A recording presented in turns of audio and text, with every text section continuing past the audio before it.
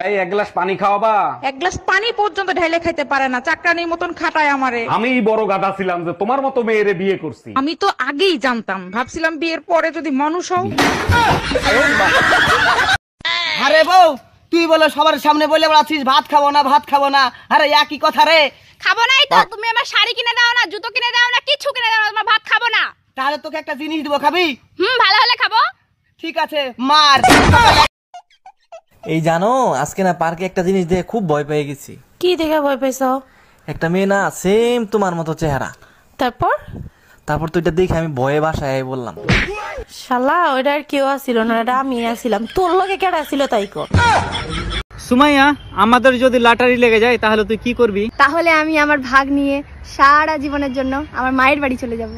তুমিও খুশিতে থাকবা আর আমিও। এই যে 30 টাকার লটারি লেগেছে, 15 টাকা আমার আর 15 টাকা তোমার।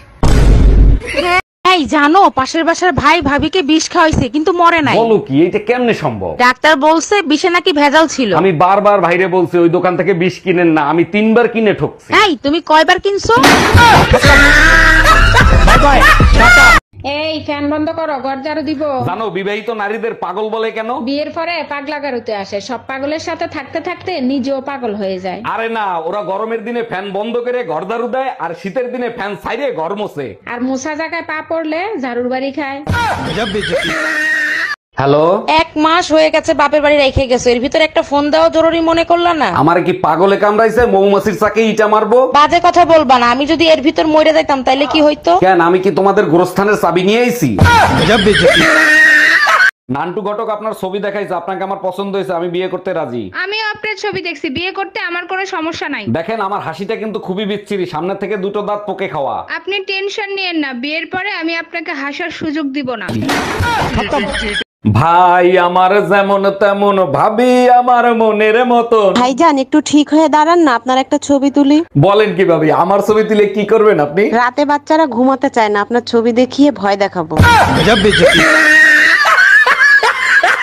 আচ্ছা ভাবি, শুনলাম আপনি নাকি সুযোগ পাইলেই ভাইয়ের পকেটের টাকা চুরি করেন। ওটাকে চুরি বলে না, নিজেকে আত্মনির্ভরশীল করা বলে। ভাই তো পুলিশের চাকরি করে, তা কখনো ধরা ঠরা খান নাই? কতবার ধরা খাইছি, 100 টাকা ঘুষ দিয়ে মামলা ওখানেই রফা দফা করছি।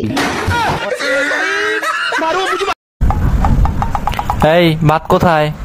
টেবিলে। পানি কোথায়? জগে। আমার লাঠিটা কই? দাঁড়া ধরো, উঠতেছি তো, খালি ভয় দেখাও। হ্যালো, শুনছো? হ্যাঁ বলো। চলো না আমরা পালিয়ে যাই। কিন্তু আমি তো বেকার, কিছুই নেই আমার। লাগবে না আমার কিছু, তুমি যা খেয়ে থাকবে আমিও তাই খেয়ে থাকবো। সারাদিন বিড়ি খেয়ে থাকতে পারবে? তুই খা তো চোদ্দ। এই টাকা দাও, পূজোর মার্কেট করতে যাব। দ্রব্য মূল্যে আগুন ধরে গেছে, মানুষ না খায়া মরতেছে, আর তুমি আছো পুজোর মার্কেট নিয়া। বাবার বাড়ি রাজকুমারীর মতো ছিলাম, তোমার কাছে এসে ফকির হয়ে গেছি, বিষ খাওয়ার মতো পয়সা নেই আমার কাছে। 100 টাকা নাও, আগে বিষ খাওয়ার ঝামেলাটা মিটাও। Bye bye, tata. हुआ हमें भी प्यार हुआ, मुलाकात की है घड़ी अब आई।